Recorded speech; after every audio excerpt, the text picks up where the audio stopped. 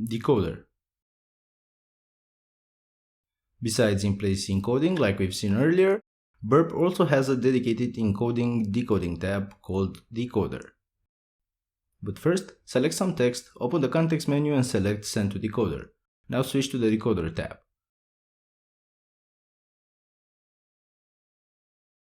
We can see that it's very simple. We have a text box with the text to be encoded. On the right, we can configure the type of text editor we are using, text or hex. Then, we have 3 combo boxes for encoding, decoding, and hashing.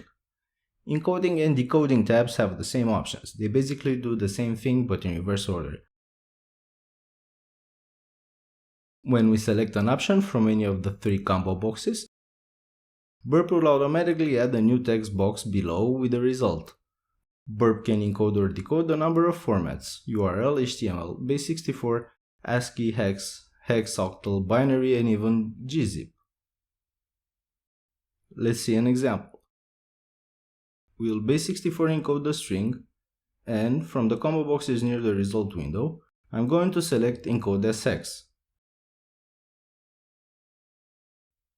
Great!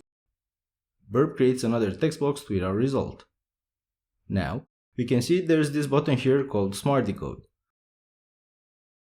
The button tries to automatically detect the encoding and do the decoding automatically in a recursive manner. It works mostly with URL and HTML encodings. Let's try it. We'll just URL encode the original string and we're going to choose Smart Decode next to the result window. And there you go. We have our original string back.